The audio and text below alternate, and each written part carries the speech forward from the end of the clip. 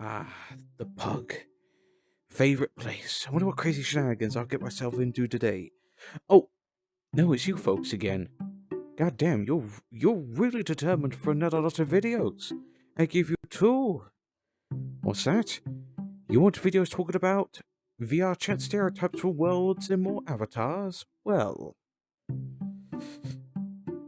if me legs don't have a mind of their own, I'll be happy to oblige. Today's video, well, this first one anyway, depending on which one I decide to do first, will be all about the worlds and the people within them. As per usual, there's always a disclaimer with these things. If I come up with a stereotype and you use that avatar or commonly go into that world, it does not automatically mean you're that stereotype. And besides, we're all adults here, right? Right? Well, barring the Quest kids, but that's a completely different story. Now, if you excuse me, I still got the skeleton meeting.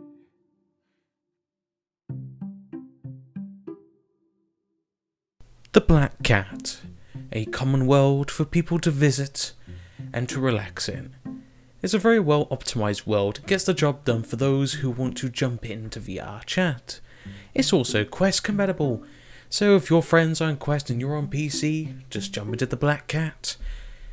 Barring that the Black Cat is commonly crashed from time to time.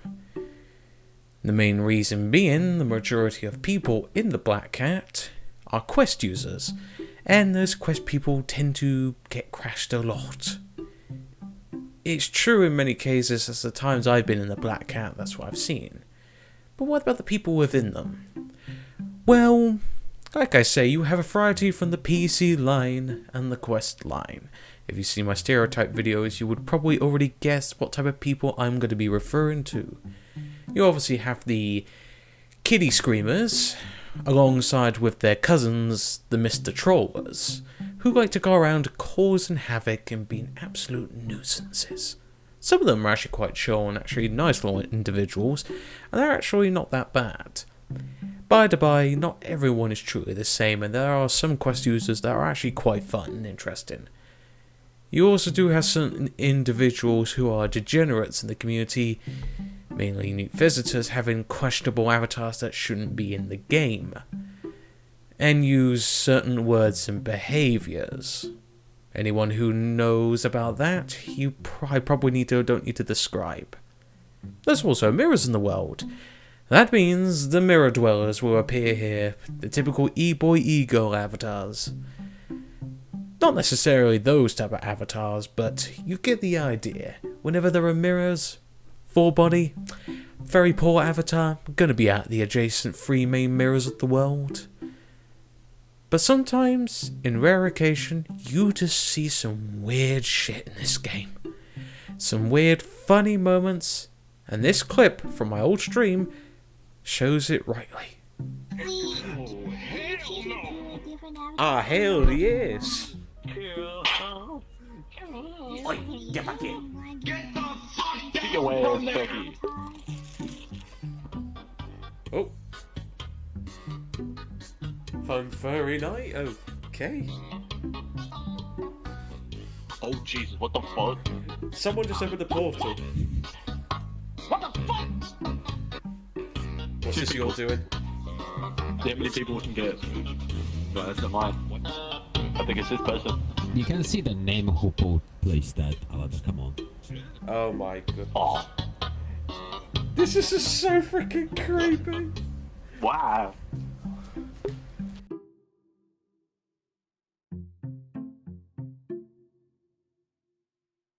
Like the Black Cat, the Great Pug is the older cousin of the worlds.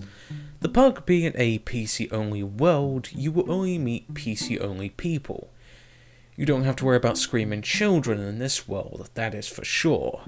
Hell, it's actually a lot more tamer compared to other VRChat worlds. But again, it depends on the time and day you enter these worlds. As long as it's not 3 AM, you're perfectly fine. Commonly, the people you'll find here is a big variety. You have the usual military people in their military avatars, anime girls or monster girl avatars, or just generally chill individuals. And to be honest, my experiences in the Great Pug have been fascinating. And like I say, I've never really had a bad experience in this world, and the people you find, like I say, you have the storytellers, the funny comedians, the community members, the chill individuals, and the usual oddballs, and the occasional furry. Not a lot in this world, but I will say all the people I've met in the Great Pug have been very, very interesting. Hell, sometimes you have to go to a few black cats and then enter the pug to relax. Literally, this is the ideal world if you want to meet some very interesting people, and I got nothing bad to say. Hell, I even have another clip, especially for this. It's not worth it. But it's actually, in comparison, especially to the new stuff, and if you think about it, it's actually great. Yeah, And I liked personally the idea of it being prequels and somehow it just tying all that stuff together. Because Star Wars lore is generally. what the hell? What the fuck? What the fuck? Thank you. How did we get up here? Talk about VR. What the hell, bro? The Force. What the fuck? We were downstairs talking this. We got teleported here. You wait Oh, to yeah. force people into seats? You can, yes, but it's a Oh What the no. fuck? Yeah, great. Cool. That reminds me of sometimes when I was trying to play Arma 3 online and got teleported. Aye, there'd be interesting tales and story to hear from the Great Pug. But like I say, you do sometimes get the oddballs here and there. Need my coins, Mr. Freeman.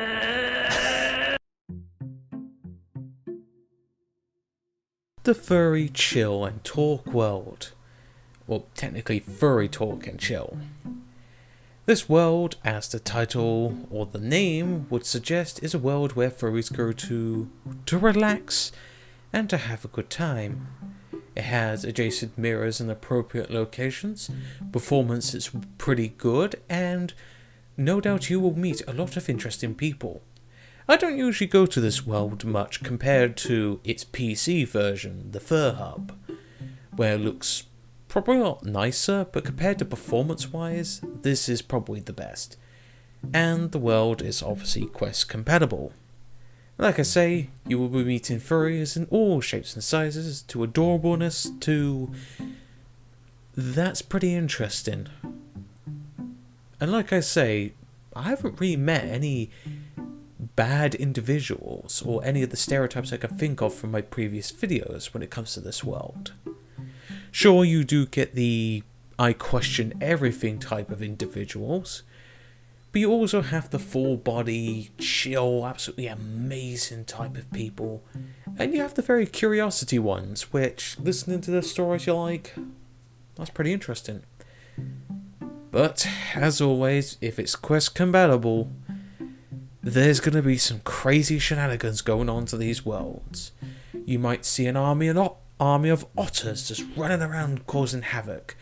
Toothbrushes or various kids questioning everything in Five Nights at Freddy's characters. I'm not even joking about that. And you even have certain individuals that go out of their way, go into this world, and attack furries. I'm not even joking. You'll probably have a few people go, why are you this, why are you that, and being weird. No doubt you probably have stories to tell when it comes to being in this world. When it comes to being crashed, 50-50, most likely the Fur Hub will most likely get crashed compared to Furry Talk and Chill. But yet again, this is VRChat. Any world is prone to be crashed if it's popular enough. And to even think about it, really, no one's safe. Doesn't matter what avatar you use. But still, the people in this world are quite nice. Some oddballs here and there, but never really a bad egg of what I've experienced.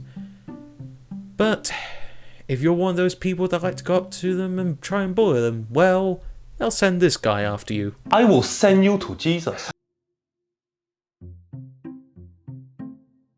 The Bee Club. A place where you can have fun, party, and have some private talks into some private rooms, because sometimes you do need that bit of privacy. Now, when we're talking about the Bee Club, we need to think about two different versions of the Bee Club. Public instances of this world, and the private instances. Publicly, you run into all sorts of crazy shenanigans that go on in this world. From people mucking around, to people playing on the pool table, relaxing, chilling at the adjacent mirrors, or for some reason at times, everyone just shoved into one private room. I don't know why, sometimes people do. Avatar-wise, you might see the thick, marmy avatars, some e-girls, or maybe some e-boys. Sometimes you see some very questionable avatars, but not as questionable as in the Black Cat. Now, the private instances, well, you could probably already guess what this world was made in mind, besides obviously socializing, having fun, and just having a relax in time. The posters, some of them lewd, some of them pretty nice, some of them pretty cool. The private rooms are the major factor. Oh, come on, Ranger, this being for private conversation or for you and your friends just to chill in. True, that is the case. If you want a bit of privacy, you do go in there. But if you've known this game for a while and played it for a long while, you know poor Timmy's gonna suddenly walk into one door, realizing the people inside didn't lock it, and suddenly have Emotional damage. Yep, poor little Timmy saw two people ERPing on a bed. That's why you should always lock the door, folks. That's why you should always lock the door. Still, barring the private instances do get a bit hectic at times, publicly, it's the usual stuff. You have the chill people, the mirror dwellers, the crazy shenanigans individuals, and the memers. Hell, you sometimes get the lewdy lewds. Trust me, I saw two guys being very lewd on a bed and being very subjective. It was originally going to be in the video, the footage in one of the rooms where everyone was gathered. But I decided not to, for pretty obvious reasons. Just make sure you don't have Filthy Frank find you in this world and, oh god. It's time to stop. It's time to stop, okay? No more. The Murder Worlds, or in particularly the first 3 Murder games, Murder 2, 3, and 4. The Murder Worlds, made by Jar, are pretty cool and awesome. It's a fun little game world where you and a group of friends could go around, try and murder each other. And that is literally the objective, in some degree. If you're the murderer, kill everyone in sight. If you're the detective, kill the murderer. If you're the bystander, kill the murderer, and also kill other bystanders to make sure they're not the murderer. Now, what type of people you could run into? Well, anything involving being a competitive killer brings out the worst in us. Sometimes you get those legendary spy mains thinking they can use their spy skills to murder everyone so damn quickly that they think they are god tier. Unless they're shite and they end up being dead in the next 5 seconds. Still, if you end up running into players that are actually good at murder, they will be so subtle that people would fall for their bear traps, the sneaky snakes here and there, find a gun in the first 5 seconds, and then succeeding in stabbing you in the back. But then you also have the detective players that decide to indiscriminately shoot everyone in sight, and play Guess Who with Russian roulette style weaponry. Sure, you could go LA Noir and interrogate everyone, and suddenly you think that moment where you can go, I'm going to X doubt on this person and pull the trigger. And when you kill them, they end up being innocent, and then you're later dead in the next few seconds. Yeah, murder is wild. And you do get the certain individuals of, I'm going to shoot everyone, for shits and giggles. And obviously, because the world is Quest compatible, I'm going to sound like a broken record, you do get the little kiddies that go around occasionally screaming after they get murdered and get a bit upset because they couldn't get the final clue. But this is murder. It's kill or be killed. But yet again though, I could imagine some funny events people could do, particularly for live streaming purposes. I mean, the opportunity is there. The world has avatars you can use that fit perfectly to the map. You could have one person's the murderer, everyone else is bystanders with one detective. And you could do a Guess Who, or a Absolute Detective version, or recreate Meet the Spy. This very room. It could be you. It could be me. It could even be... Whoa, whoa, whoa! What? It was obvious. He's the Red Spy. Where is that? I think this is it. No. Is this gotta be milk? No. Please tell me this is the milk. Oh, it's water. This is milk. No. Where's the blooming milk? Ugh. Unbelievable. There's no milk anywhere in this establishment. Oh, hey. Ah, yes. Well, those are the world stereotypes. I know I usually have a person with me to do these disclaimers, but you know what? Today I feel like doing it myself for a bit. I mean, hey, Uncle Death be Uncle Death. I have to drag someone from the realm of the living. Yes, and I really need to stop my legs from randomly moving about by themselves. But, as the old saying goes, don't take it too seriously, because after all, it's only a game. I can't drink coffee. It's bad for the teeth. Anyway, I still wonder if they have any pissing milk. That's water.